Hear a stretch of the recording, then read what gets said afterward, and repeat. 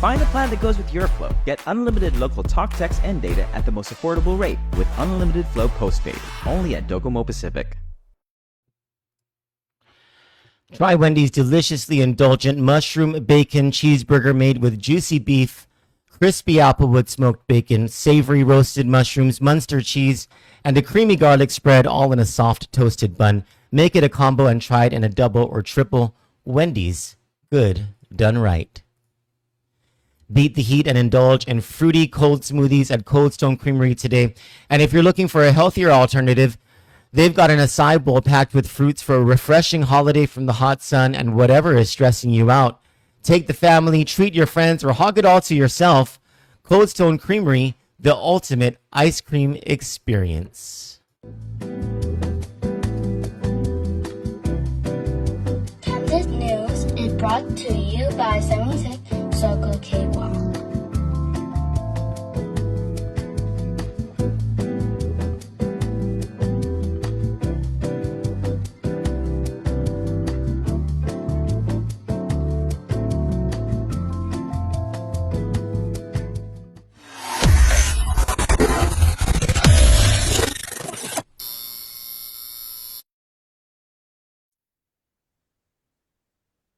Good morning, everyone, and welcome to Two Sides of the Lightbulb with Carlos Pangelinan and myself, Troy Torres. And joining us again is former Guam Congressman Nicolas. Good morning, gentlemen. Hey, how you doing, Troy? Hi, Troy. Thank you so much for this show where we're going to talk about a proposal by Senator Therese Terlaje, something that has garnered a bit of support from at least the governor has said that she would entertain some sort of PPP, a public-private partnership with GMH. The bill number 13-38, requires at some point in time for GMH to contract some outside company to as a public-private partnership.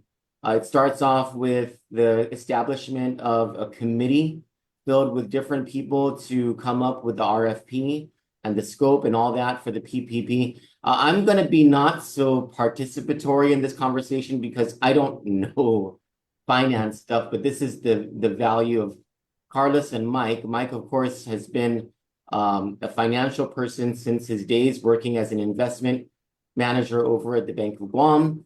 And of course, during his days as a Guam senator and as a congressman, vice chairman of the U.S. House of Representatives Financial Services Committee, an investor himself. Carlos has a master's degree in some finance, blah, blah, blah. That's like, he's really smart and it's very annoying.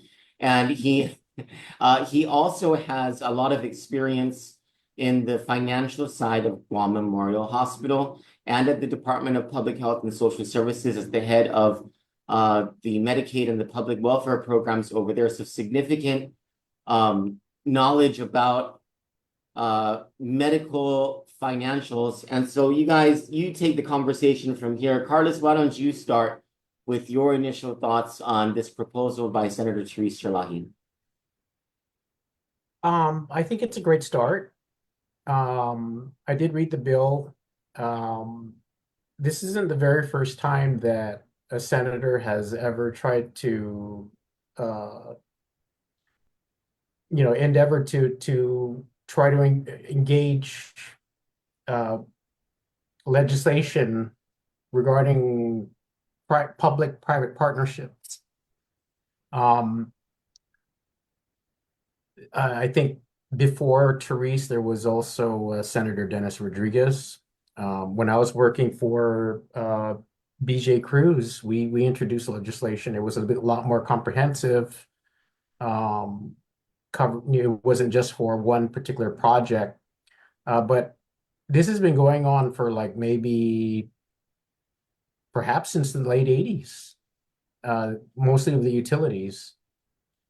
I think, and one of the things that at least when I was working at the legislature, one of the things that we were like particularly keen on was what the initial legislation that, I don't know if you guys remember a company named Enron.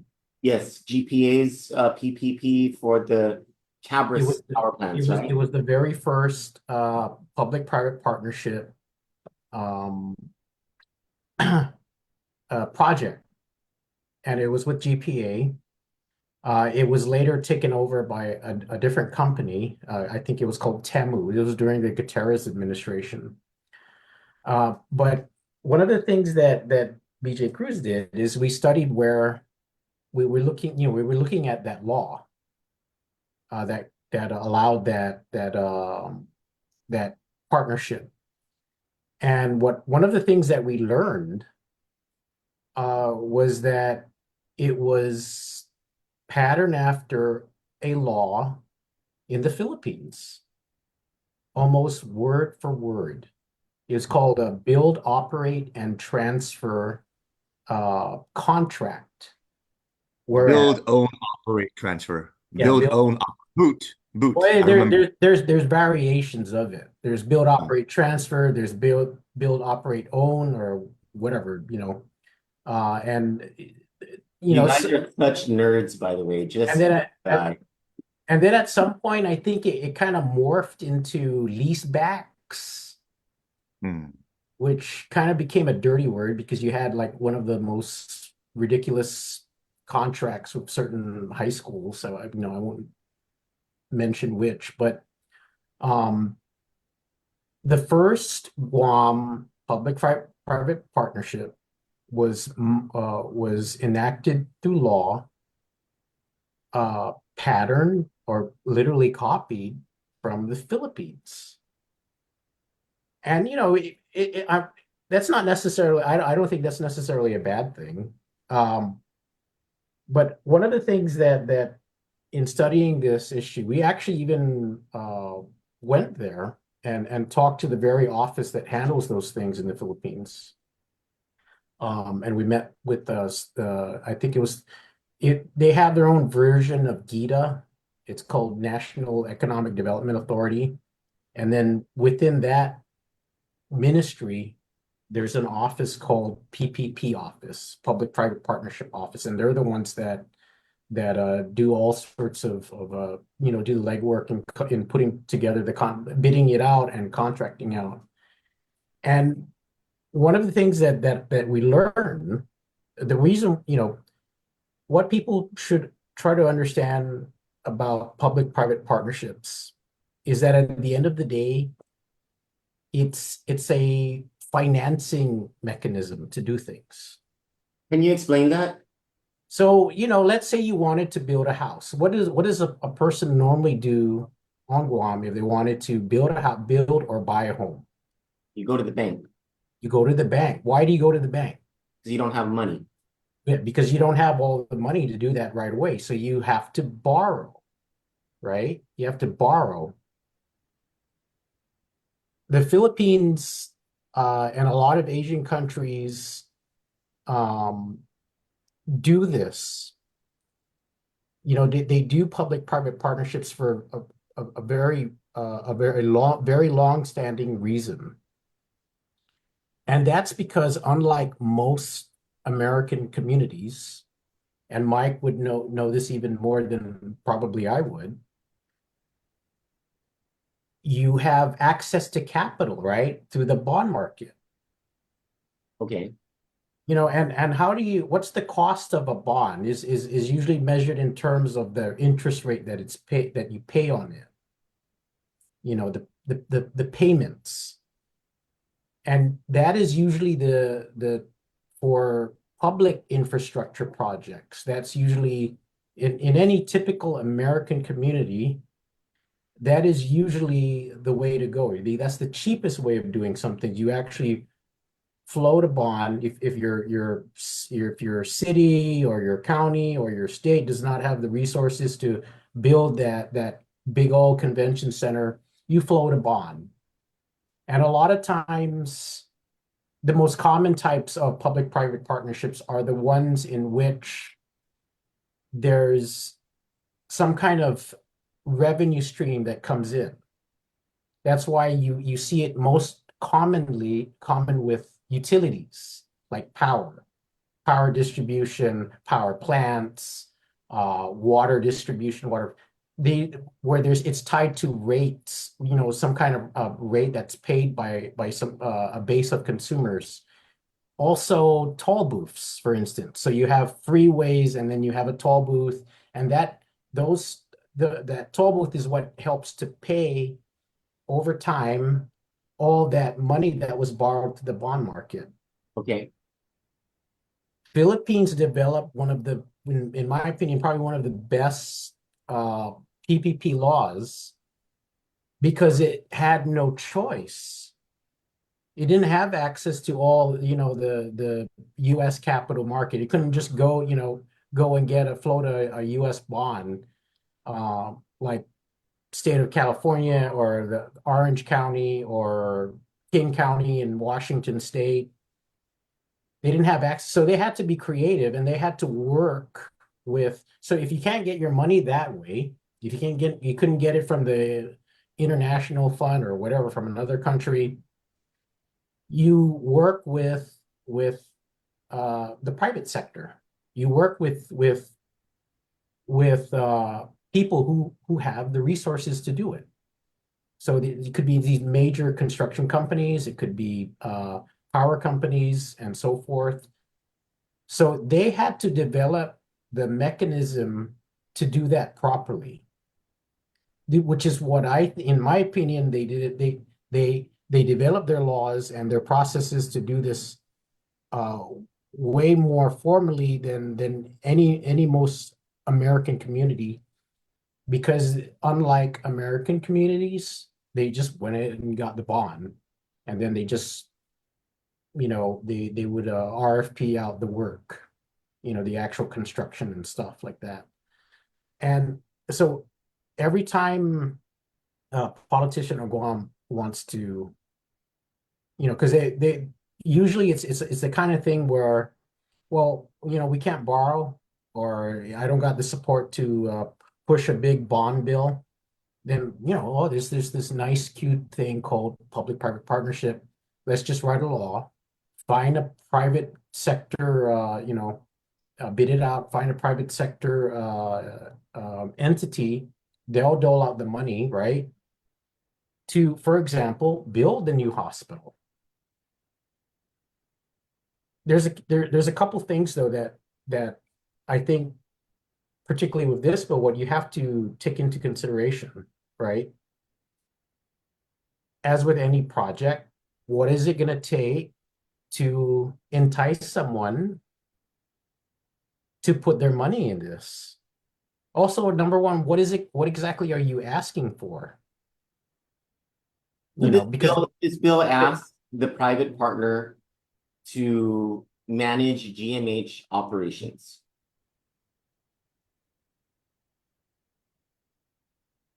Okay, and what are some of the problems? So like they want to manage it so that it's more efficient? So that GMH is no longer, so short on cash. So in the legislative findings and intent, a whole lot of the discussion about GMH longstanding financial, actually all of the discussions about GMH longstanding financial issues, and some of the things that GMH needs in order to be more efficient, like an electronic health record system. Okay, so there's a couple of things, right? Number one, you have to manage it better, which is one issue. Another thing is you want to try to modernize it. Yeah. Right. And that, especially the modernization piece, is going to cost a lot of money. If the hospital wanted to, let's say, replace its health information system, when I worked at GRMC, they had a EHR. It's they call it electronic health record system. And it's called, I think the company was called Allscripts. But projects like that can cost tens of millions of dollars. And that was what, like 2000, when did GRMC was open in 2014 or 15. Wouldn't be surprised if it would be like 40 or 50 million for like a decent electronic health records system. You want to replace that's really the one of the big problems of GMH is it's a health record system. It's a because the hospital kind of is financially constrained, they don't buy the whole gamut of IT solutions. They whatever they have, they'll buy pieces of it over time. And so then you have this monster of a system where like some parts are bought in 2010, another is bought from like in more recent years from a different company. So then there's like so many things that so it creates a whole host of issues. Replacing that whole thing is going to cost. I'm like if you wanted like a nice EHR system of the hospital, you're going to have to find someone who's going if the government is not going to pay for it, and that paying for things by the government for the hospital is just a whole different issue by itself. Okay. The politicians, it happens probably every 3 to 4 years when the payables go up to like maybe 20 or 30 million. And then the hospital is in dire financial straits. And then the legislature bails out, but it's just this whole Cycle. that we eventually come back to. But government has, at least the political leadership has always had a problem just doing that. So it's sort of like, okay, let's say I'm Elon Musk, right? And this means, well, that's a bad example. Maybe not someone as rich as Elon Musk, but maybe someone who has the capital to replace the whole electronic health record system of the hospital, has $40 million, right? I can replace that for you. How are you, is the assumption that the hospital is going to use that system and be profitable? So this is the big problem that is basically how is the private partner going to make that money back? Because that's the whole purpose of their business. How am I going to get that money back? How am I going to get my 40 million, which I'm going to use to build it up? And what do I get out of that for doing that, for withholding my 40 million that I could have used somewhere else? And so I think the question that people should be asking when they think of public-private partnerships is, what is it that we're offering to the person that's going to do this or to the company that's going to do this? Because even if you had a really good EHR system, maybe there will be maybe there'll be more efficiencies. Maybe you'll be able to generate bills better, more timely, less error rate and stuff like that. But does that really address the fundamental problem at the hospital? What is the fundamental problem? Well, it's a public hospital. It is at the end of the day, it is the provider of last resort. And as the provider of last resort, it is one place where you're going to get care, whether or not you're going to be able to pay for that hospital bill at the, several months after you're discharged. Now, that in itself is a losing money proposition. And it will always be a money-losing proposition. So how do you address that problem? Well, people need to be able to pay their bills, and they usually rely on insurance. That's not necessarily coverage, is not necessarily the biggest problem on Guam, but it is adequacy of that coverage that's going to pay for the hospital bill, or not necessarily the hospital bill, but the actual cost of the hospital. Because right now, think of the hospital as like a restaurant, and you're serving 10 patrons. And this may be a little dated information, but I've worked there and I know kind of like the breakdown of like who's getting paid by what and stuff like that. But usually there 6 of those people are covered by Medicare, Medicaid, and MIP, which are government provided insurance, whether it's federal and then a mix of local as well. The remainder, usually 2 out of that 10. So like, let's say 6 are, let's call them the 3 M's: Medicare, Medicaid, and medically indigent program. Another 2 covered by private, like private health insurance, like Select Care or Take Care, for example. And then the other 2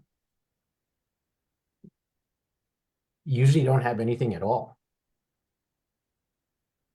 So 2 of your customers aren't going to pay anything. The other 2 to 3 perhaps, maybe I should be giving them a little bit more, but the private insurance patients, those that have like Select Care or Take Care or Stay Well or whatever, most of their bill is going to get paid. But sometimes, and we've seen this recur over the years, Yeah. sometimes those insurance companies nickel and dime the hospital so much, and the hospital doesn't do what's necessary to fight back. And so a significant portion of those 2 bills are not being paid. Yeah. So, but the math is stacked against the hospital either way, because And with the 6, the rates that we're getting reimbursed from Medicare, Medicaid, are not enough to cover the actual cost. And well, here's the real math. If you're in Medicare and you're on Medicaid or MIP, you're going to follow what the federal government is going to pay for a hospital bill. And the cost of staying at GMH, at least when I was working there, was probably maybe $2,400 a night. $2,400. That's the actual cost. If you take the total cost of acute care at the hospital divided by the number of they call it patient days, like the daily night you stay, like say 30 days for 1 month or whatever, and you divide it by all those days, the daily amount would be about $2,200 to $2,400 a night. Okay. The reimbursement rate for Medicare is $1,600. So you're already short 17, 18, 19, 20, 21, 22. You're already short about $700, $800. So 1/3, basically a 1/3 discount. Yeah. So think about, so let's say, Troy, you because you're reckless at the gym, and you're doing your lifts and that thing like fell on your neck. Imagery. Thank you.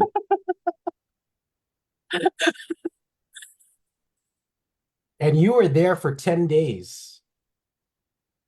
Okay. Your hospital bill will probably be, I don't know, maybe 18, could be, I don't know, maybe critical care would be a lot. I don't know. I've seen bills there like could be, for several days, go up to, depending on the kind of services that are rendered, 50 grand. And the Medicare or Medicaid would only pay like $1,600 for like 4 days. Wow. Okay, so that's the math. That's the reality. So, when you write a public-private partnership legislation and you, especially when you start putting things in like will not be any more than 5 years or will not be any more than 2 years or 3-year contract. You know, Mike, you're the finance guy. That's a measure of risk that you're taking. Are you going to get back your money and get a decent return in that period? Michael, why don't you chime in with your thoughts? Yeah, so Carlos covered a lot. He covered some of the funding challenges GMH has to deal with, and he covered some of the reasons why a PPP would be explored, and he did a good job with that. Um, and yeah, he's right. I mean, so look, when you have a PPP, it's a public-private partnership, right? And so you're going to bring in a private partner to work with the government to solve a problem that they're both going to be working on. We need to like when we look at whether or not this is something that we should be exploring, we need to look at it from a wider lens, right? So we have this new hospital, Manilao, Oka. Its location is irrelevant to the fact that we're going to have one eventually. And so what does that mean for any kind of public-private partnership into GMH? The PPP investors are going to look at that and they're going to say, how long is this thing even going to be open? How long is my investment? How much am I going to put in? And how long do I have to get not only my money back, but to make a return on that money? Because these investors in these public-private partnerships, they're going to be putting money into something that they could have deployed elsewhere. Right now, the 30-year bond is paying almost 5%. The 10-year bond is paying 4.7%.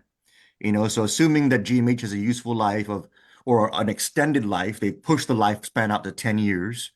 The question for the investor is simply going to be, do I put my money into a safe US Treasury that's going to guarantee me my money back and pay me 4.7% every single year? Or do I put that money into a GMH PPP? And how much is that going to pay me back over the 10-year period? And am I going to actually get all of my money back at the end of the investment period? That's what investors are always going to look at when they have an investment decision to make. What's the best way to deploy their capital?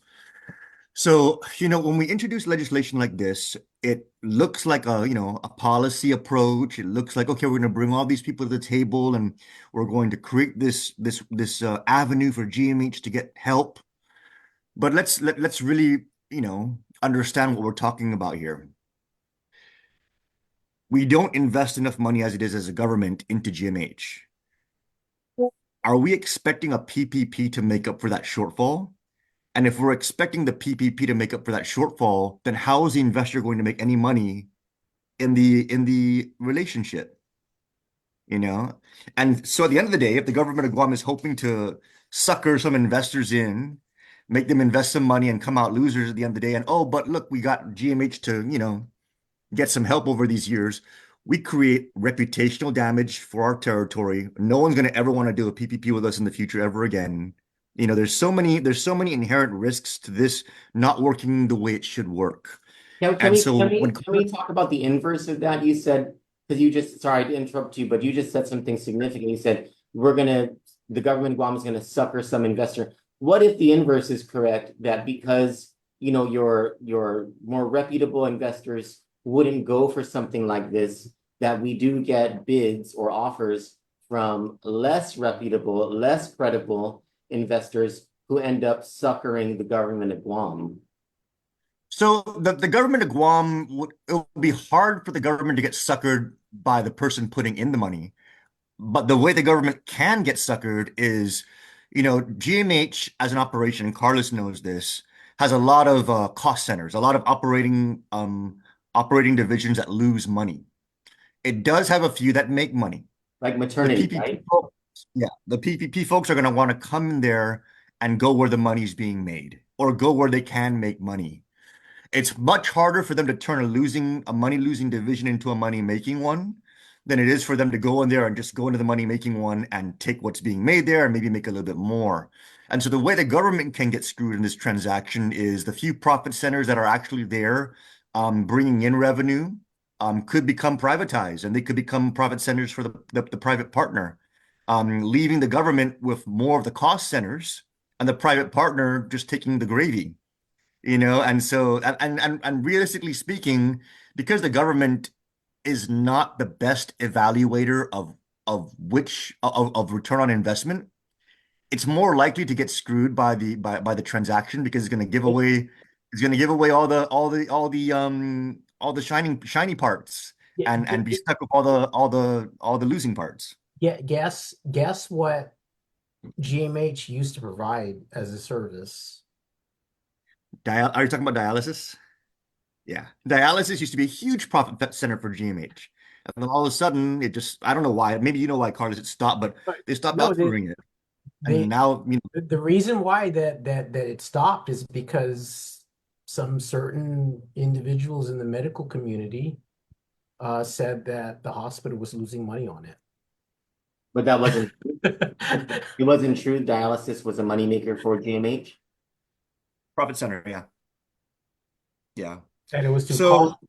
But yeah, and so, yeah, so these are all the things that we're looking at, right, when we evaluate it from an investment perspective. And so if we really think that we're going to somehow be able to do a PPP and both save GMH money, save the government money, and have a private investor make a profit, how are we turning $0 into $2? You know, and so that's what we really need to be honest with ourselves about here. yeah. And and that in the context of how much useful life does the operation have? How long is the investment going to be for? What are we hoping to achieve at the end of the day with that? Because if you say, oh, I want to privatize management, that like you said, Troy, as an example earlier, well, how is a private operator going to bring in quality managers at a price point lower than what the government is going to be able to do it at? When they're going to have the same mandates, the same objectives. Uh, are we actually looking to get discount managers from the private sector?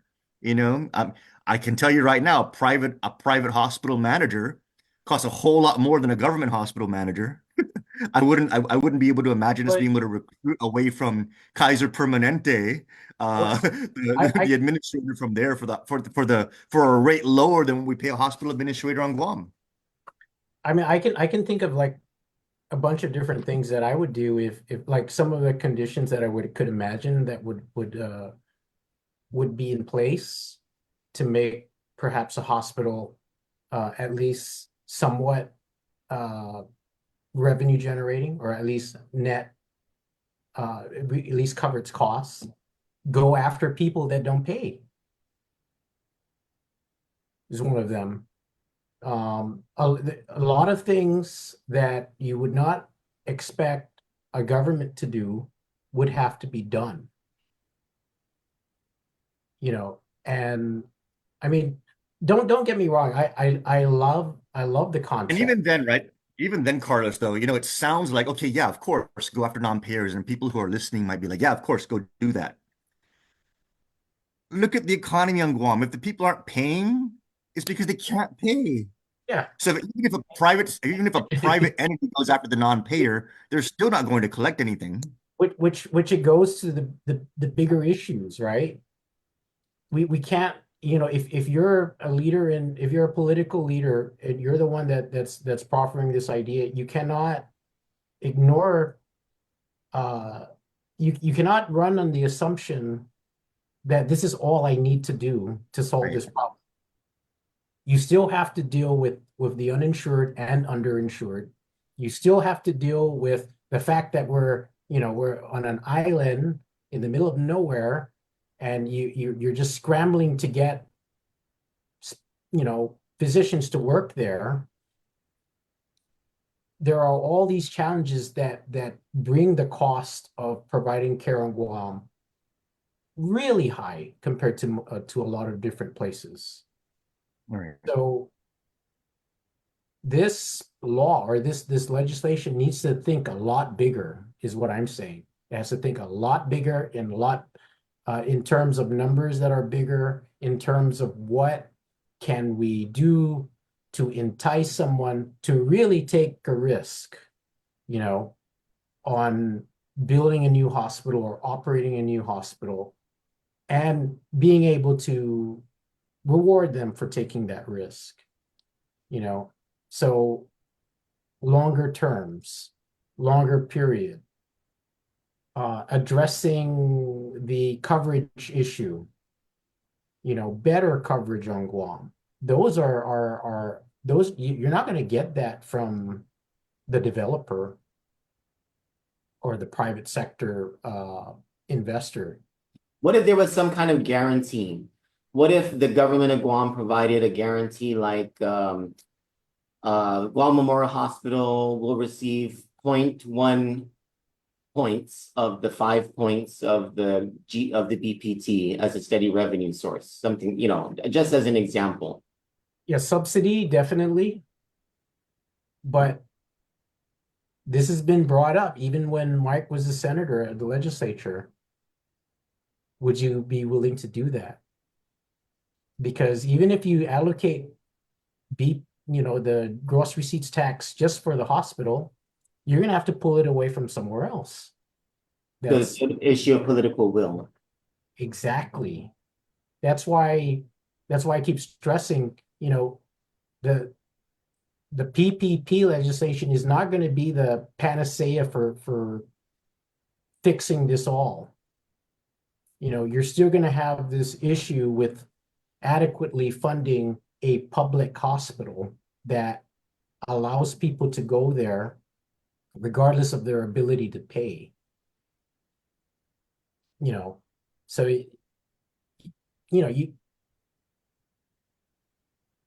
What do I you wanted to what do you say to mention people? also, yeah, I wanted to mention also that because I know I discussed if the PPP goes wrong for the private investor, you know, no one's going to want to come and invest again, right? I mean, we're going to screw ourselves that way. On the flip side, if the PPP also doesn't work out for the government, on the government side, if we pass this bill, nothing happens with it, or it, you know, just becomes one big waste of time, that's also going to have a long-term risk because no one's going to want to really take PPP seriously as a solution in the future, you know, and that would be really sad because the right way to deploy this, and Carlos gave some examples, is to come up with specific projects, very tangible goals that you can draw very clear lines through and say, okay, this is what we want the private partner to be able to do. This is the gap that they're going to fill. This is how they're going to get a return on investment by filling that gap, and then move forward and get that done, whether it's like a toll road or what have you. I know that the express highways on in the Philippines were funded by those kind of investments. We have an express out here in Maryland that's funded by that. So, you know, those things work, but the lines are easy to connect. The dots are easy to connect, you know. Throwing the PPP out as a solution for an albatross of a problem like GMH that, you know, really has not been able to have been solved at a policy level, at a financing level, is just really passing the buck off to the PPP and then being able to point at it later and saying, oh, well, we tried to do that and it didn't work, you know. When you look at GMH, and the likelihood this PPP is even going to work out, you know, you just got to look back into the headlines back in December. We had ARP money, actual money in the bank, dollars to spend, and GMH couldn't even get anyone to answer solicitations for those expenditures.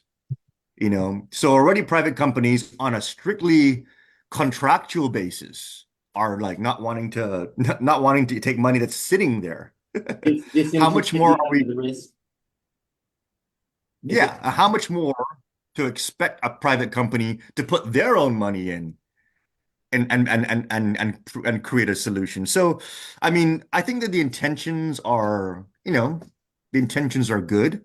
I think that the realities are just, I mean, they're stacked against this even being any kind of sensible solution.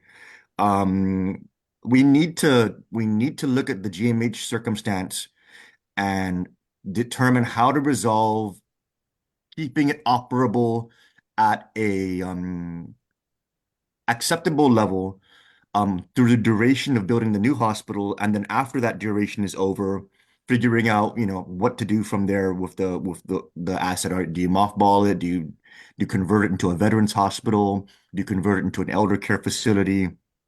Those are the kinds of investments that may actually make sense.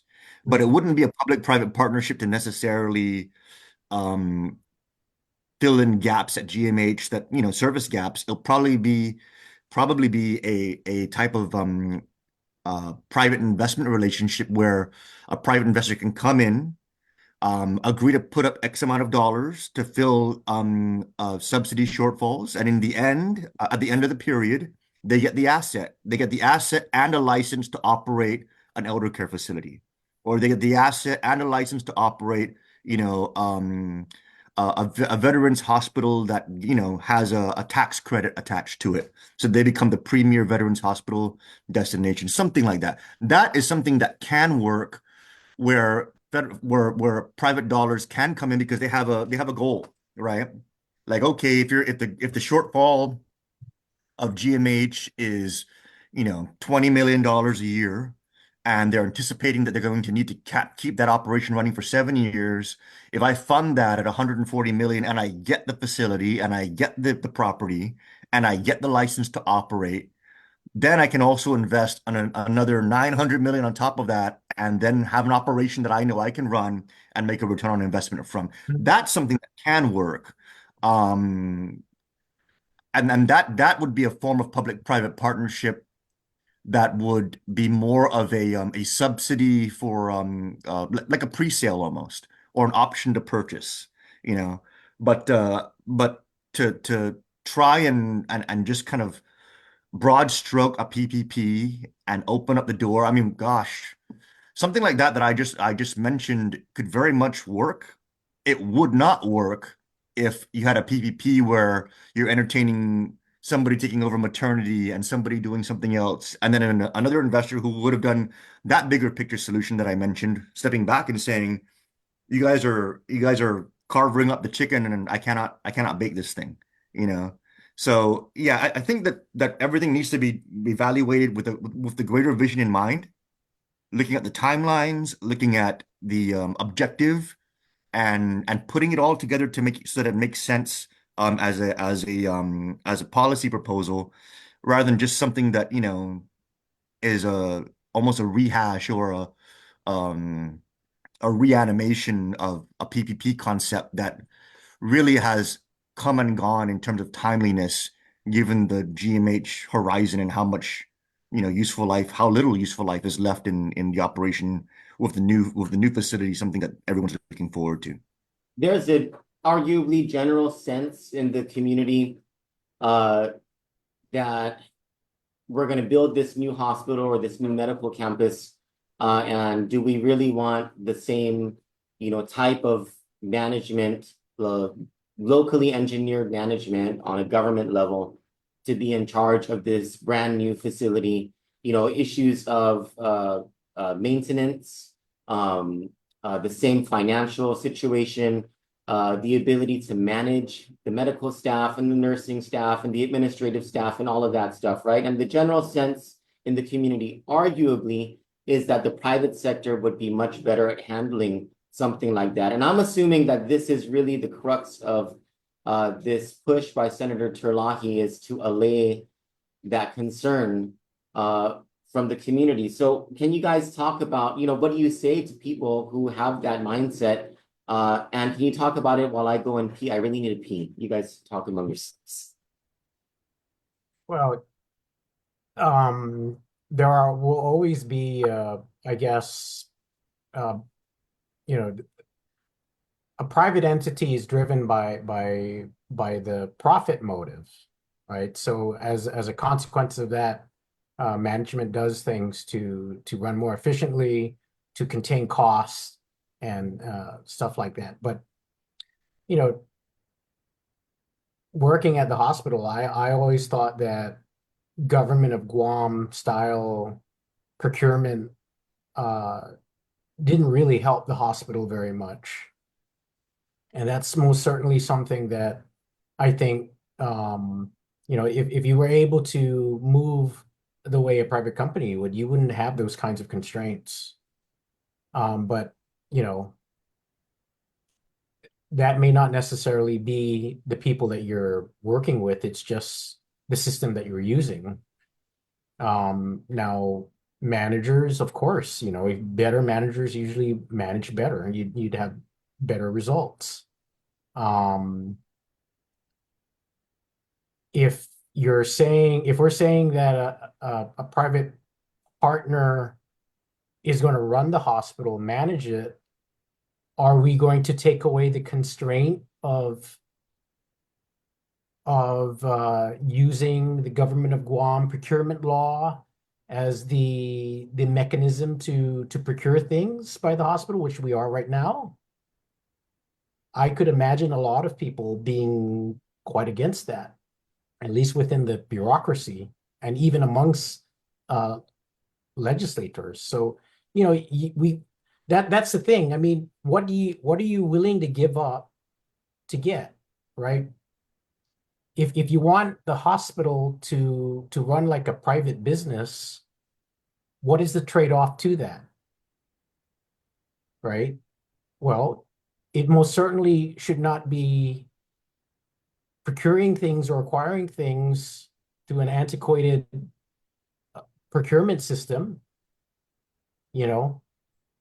I mean, what you think when they were building GRMC or any other private hospital that someone decided to file a protest that they're going to stop everything because of it? Or some bidder complained that, oh, I don't feel like I got a fair shake at it, so I'm going to hold up the whole thing. Believe it or not, I've seen so many things stop in government, and you've seen this yourselves being in government, just because someone complains about the way something was procured. So running the hospital like a business because you want someone from the outside to do it, then it may as well just be a business. It may as well just be a private entity. But guess what? Is a private entity going to do the kinds of things that GMH would and still get the kind of money that, get the return that it expects? So there's a lot more to this. I think, number one, there's going to probably be some kind of subsidy. Even with just managing the hospital, there has to be some kind of guarantee of a subsidy. Just knowing the math, knowing the kinds of what do they call the return or the insurance payment ratio, knowing how much the insurers are going to pay, even with that, and the demographics of the island, how it is that there's just so many people that qualify for Medicaid or some kind of subsidized insurance, and you're only going to get so much from that. And then you're also going to have to deal with people, a lot of stuff is happening. I mean, there used to be a time when a lot of the H2 companies would just dump their whenever their workers would get sick, and they would just expect the hospital to pay for that. And by the time that the hospital tries to bill, and these guys have already flew, back to their country of origin. So there's a lot of games that are played, and there's a lot. The math is stacked up against GMH, no matter how you want to look at it. So even if you find, if the idea is that a private manager, a more private-oriented manager is going to make things better, maybe it could, but I'm not sure that the hospital by itself and its ability to generate is going to cover the cost of having that great manager there. Mike? I think Percent of efficiency. yeah, so I think that if we're going to have a PPP conversation, it should be for the new hospital. It should be at the beginning, because then you can set all the parameters into the hospital operation to make those things work. If you want a PPP for management, okay, how much is that going to cost? How is the funding going to flow through the hospital from, like Carlos said, insurance companies, government subsidies? And then from there, gonna meet the payment obligations on the PPP side and the government cost functions on the government side. The PPP conversation, I think, is way too late on the GMH side, and very timely on the new hospital side. If we want to look at ways to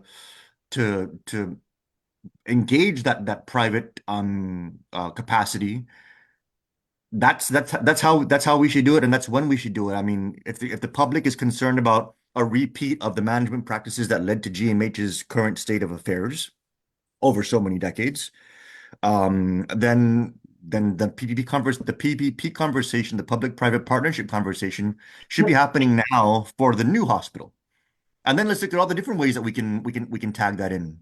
That way, the government doesn't make initial investments into something that eventually we want a PPP out later, and so we eat all this cost in the front end, and then look for some private partner to come in and take it over on the back end, and lose all that sunk cost. And again, this all comes back to approaching this from a big picture perspective, looking at GMH, looking at the new hospital, looking at PPP, funding challenges, revenue streams, and marrying it all together into one big solution. And I don't know if anyone's having that conversation, but it's a conversation that needs to be had.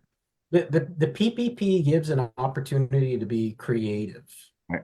That's what it does. Right. What can you throw in the mix to make it work? Right. Maybe why don't we try looking at it another way? Not necessarily who's going to run it, who's going to own it, or whatever, who's going to build it, but just look at the service itself and look at a simpler service. Everyone on Guam complains that we don't have public transportation, reliable public transit, right? And which is true, to a great degree, that's given, but there is nowhere you're gonna have a really hard time finding a community or a city or whatever where a public transit pays for itself. Okay, so what are these public transit systems run on? How do they become successful? Well, there are subsidies. There's also public-private partnerships for things that may not even necessarily relate to the actual public transit service itself. Marketing, advertising, billboard signs on government public, what do they call it? When public assets. Yeah. Like state. So those are the things that help to subsidize, the service. And what I'm saying is, if you're going to be taking care of people that aren't going to pay their bill or will never have enough money or have enough coverage to pay their bill, you're going to have to subsidize it somehow. So the question here is, okay, how do you do that with GMH? Right? How do you do that with the hospital? And Mike is right. In building it, never mind, forget this managing the GMH. We're acting like someone can magically go into that old building in Tamuning and fix everything. Turn it into a profit center. But I'll tell you this, maybe they could make it run better, but you're going to be like pressed to pay that, whoever that is, a lot of money. And it's certainly it's not the hospital that's going to be paying for that. There's just no way. But if you frame it within building a brand new state-of-the-art facility where there could be concessionaires, for example. That's what they do in the Philippines. When they have these big public projects, they have all these little shopping centers and like this whole habitat of commerce. It just kind of gravitates toward that whole area. And that is part of the governor's vision for a medical campus, actually. And I don't know if she's taking it from the Philippine model, but that is precisely her vision for this medical campus. And that's the way to go. That's why I'm saying that. Remember what I said? You need to think bigger. You need to think big. And you can't just constrain yourself to, putting whatever it is that's there now under a microscope and like, oh, maybe we could, if we just do it this way, we can fit. No, you clean slate, do a PPP for the new hospital, to build a new hospital, and also to manage it a different way, perhaps. And bring back profit centers like dialysis, outpatient services. At least have some run it so that it can get as close as possible to breaking even. But don't assume that even at that level, that hospital, even in the new hospital, the way it's new built and run by, that it's still going to be able to pay for itself. Because there's just so many issues on Guam. There's just demographic, there's health insurance issue, there's coverage issues, there's geopolitical issues as well. We're at a disadvantage. So you got to look at it as something that you're still going to have to subsidize. We can't just keep thinking that this is going to magically pay for itself, especially when you know what exactly is being provided to the community. Mike, your final thoughts on this with Bailey? I think we covered a lot of it in depth. And really, this is all a theoretical exercise. I mean, the likelihood of everything that we're talking about here actually turning into a policy position that somebody pursues is something else entirely. But in the end, Troy, math is math. That's something that I've always said, even when I was a senator. You guys know this. It's math, and if the math doesn't add up, with a PPP for GMH, if the math doesn't add up with a lack of subsidy or creative PPP financing for the new hospital, we're going to experience with the new hospital everything that we're experiencing of GMH today. The good side, the plus side, is we know the math. We know what the shortfall looks like. We know what the pain points are. So in knowing that, as we move forward, let's move the solutions forward in a way that's going to mitigate those as much as possible. There's so much to be gained from taking the pain points, the red lines, and looking at it honestly and saying, okay, this is how much GMH really has been losing every year. These are all the reasons why. This is how much we need to subsidize. These are areas that we can probably privatize or have a public-private partnership on that will reduce those red lines, reduce those pain points, and then put all of that together as a policy solution, moving the whole issue forward. If we do that, we can run a successful healthcare operation, but it's going to require us to, not just look for the next gimmick like a PPP legislation for GMH, but instead look for a comprehensive approach to addressing the problems we have now and the creative solutions for the problems that we know are going to manifest if we don't do things differently. And Well, that's all in Mike, front of us. We can do it.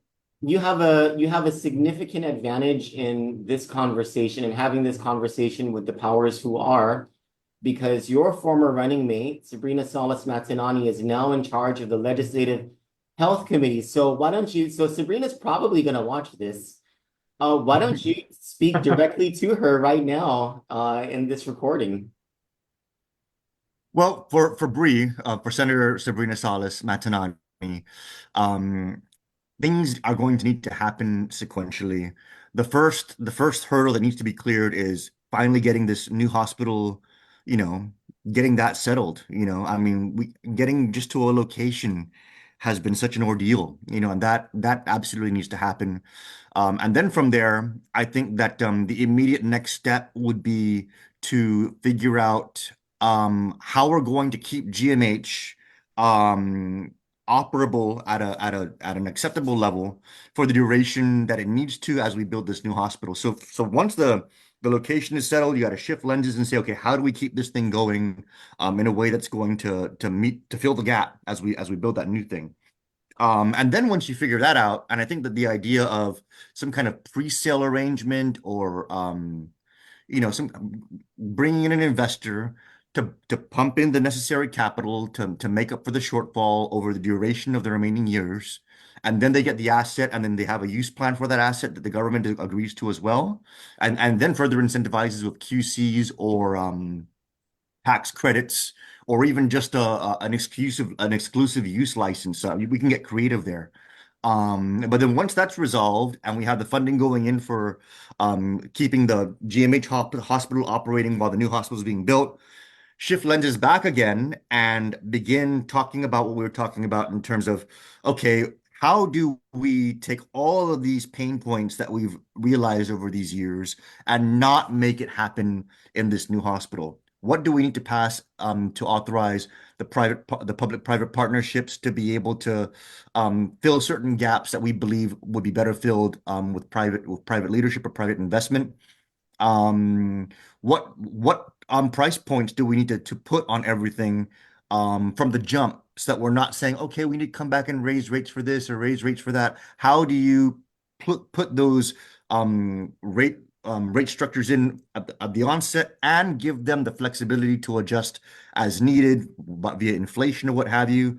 All those different things, all those different component parts need to go into the operational policy of the enabling legislation of the hospital. If it's going to continue to be an autonomous agency, those can all be mandates that are added to the autonomous agency statute, that they have to evaluate this and evaluate that, and then provide solutions in order to mitigate them before the as the hospital is being built. Because look, if it's going to take 5 to 7 years to build this, we have 5 to 7 years to really talk about how to turn it on the right way.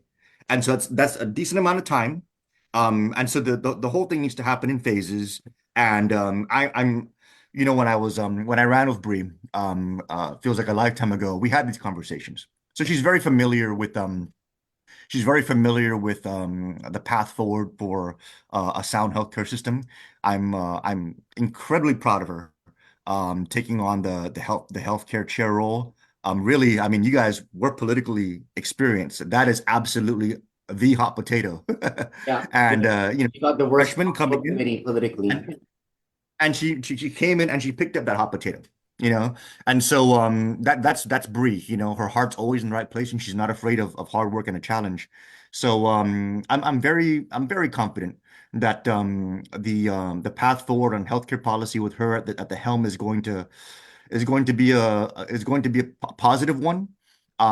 She has 2 years as a senator, and a lot of the initial steps that I talked about, just getting the location settled, and then getting the useful life settled for the existing GMH. I think that's definitely a 2-year term worth of work at the least, and then from there going forward is the rest of the steps and how to make it all work out. But yeah, I mean, look, one of the great things about these kind of conversations that you guys have, and I'm honored to be here, guys, and thank you so much, is just as we talk about these things, right? We put it out there. No one can say that they never heard of it before, or no one brought it to their attention. So I just wanted to thank you guys for having me here, and for Yeah. always being the public service that you are, Candid News. Well, one final question for both of you. With what you just said, Mike, about all of these different things that need to happen and the involvement of the legislature, would you suggest, this is for both of you, would you suggest that either Sabrina's committee or Chris Dueñas's Office of Finance and Budget, or Vice Speaker Tony Atta's Rules Committee contract a finance consultant to help them through all this hospital stuff?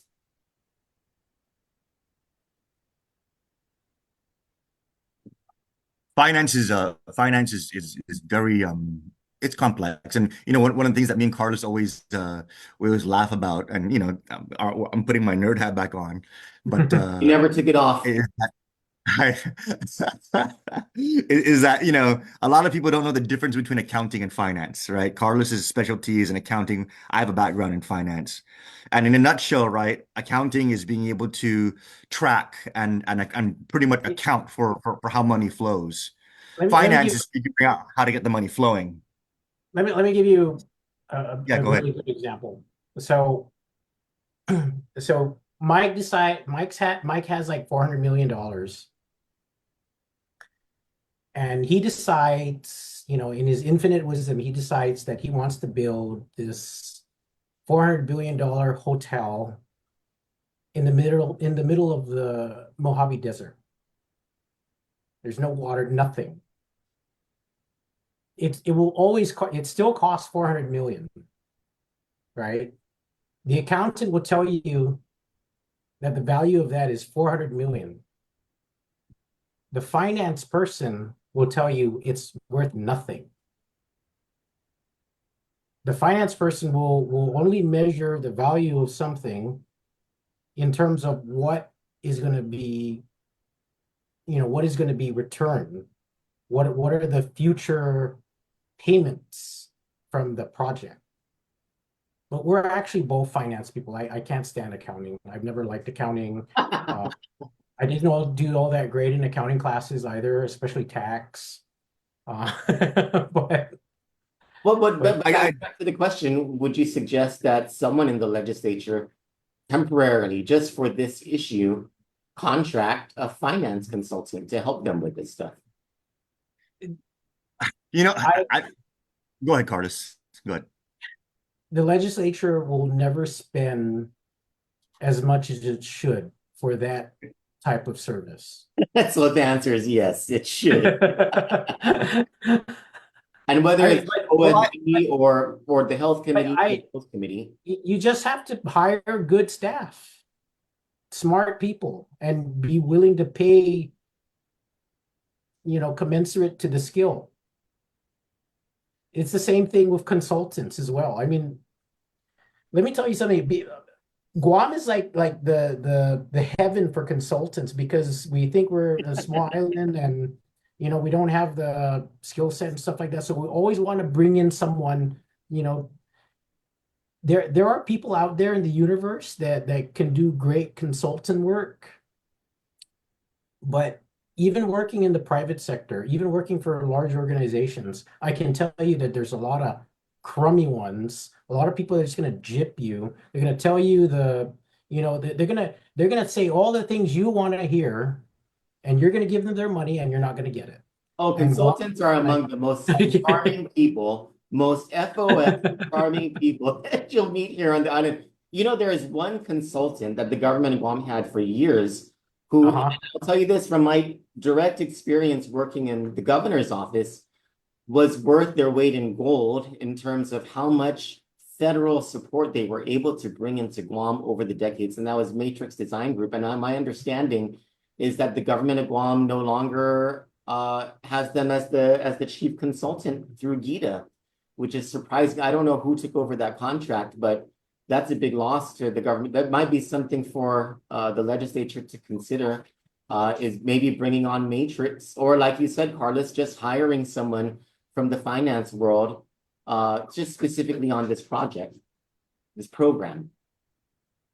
So, yeah, I mean, the challenge of hiring an independent contractor, but for the legislature for the finance side, would first and foremost be the burden of that. I mean, how much did that one study for the hospital cost? How much did GovGuam pay for just the hospital study to be done? That wasn't a cost. The audit showed the total cost of the total Matrix contract.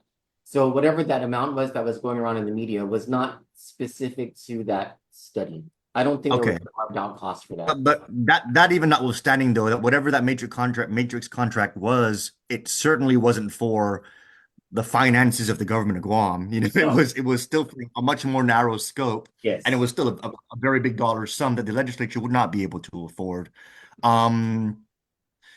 So that would be one challenge. But in all fairness, it's been 16 years since we've had a Republican majority.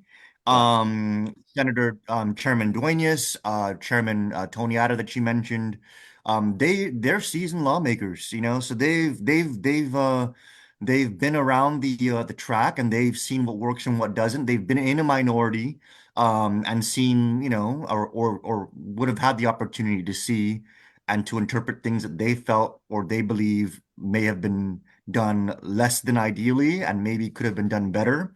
So I would honestly give them the benefit of the doubt and say, you know what, let's see what these guys have to offer the people of Guam. It's their time to have the majority. They're not inexperienced. They're actually quite seasoned, Chairman Duenas and Chairman Ada. And so seeing what their output is going to look like, I think is something for all of us to look forward to with anticipation.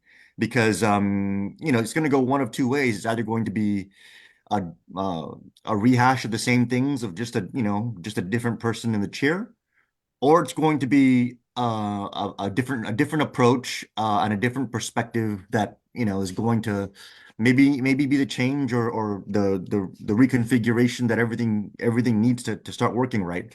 I want to give them the opportunity to put that to put that do make that to put out that work output and show us what they have to offer. I think it's something to look forward to.